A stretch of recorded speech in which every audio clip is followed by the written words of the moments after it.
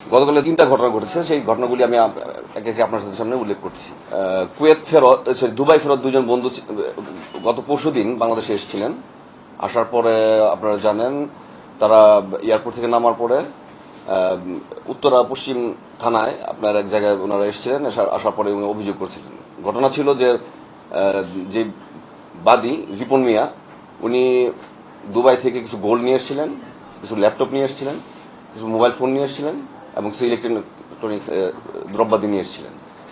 উনি এই জিনিসগুলি ওনার আরেক বন্ধু যিনি আজমান শহরে থাকে, বিবাদীর নাম হচ্ছে সোহাগ, তার কাছে দিয়ে বলছিল তুমি একটু অপেক্ষা করো, আমি একটা সিএনজি নিয়ে আমি একটু আসতেছি, একটু একটা মার্কেটে গেছে কিছু দাম বিক্রি করার জন্য।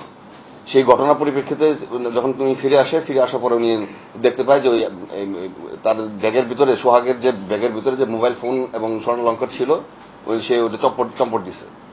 থানা অভিযোগ করার পরে আমরা তৎপর হওয়ার পরে তার মোবাইল ফোন ট্র্যাক করা হয়। মোবাইল ফোন ট্র্যাক করে তাদেরকে আপনার শনাক্ত করি আপনার লক্ষ্মীপুরে সে অবস্থান করছে।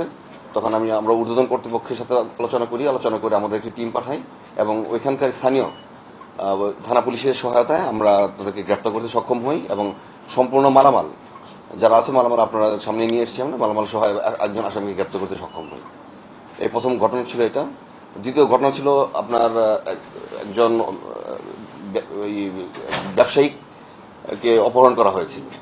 অপহরণ করে গত 9 জুন 2026 উত্তরা পশ্চিম এলাকা থেকে তাকে অপহরণ করে প্রথমে নিয়ে যাওয়া হয় আড়াইহাজার থানায় নিয়ে যাওয়ার পরে তাকে তার ভিক্টিমের আত্মীয় স্বজন আমাদের সাথে যোগাযোগ করছিলেন। করার পরে আমরা তাদের মোবাইল ফোন শনাক্ত করি। প্রথম আমরা একটা অভিযান পরিচালনা করি 2,500-এ।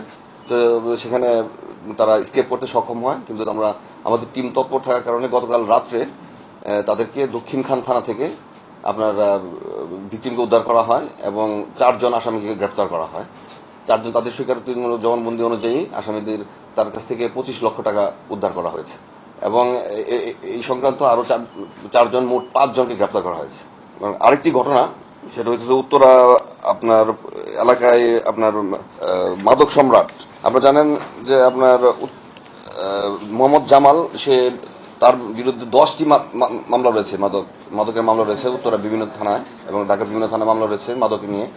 তাকে আমরা ট্রেস করছিলাম, তাকে বিভিন্ন জায়গায় আপনার ধরার চেষ্টা করছিলাম।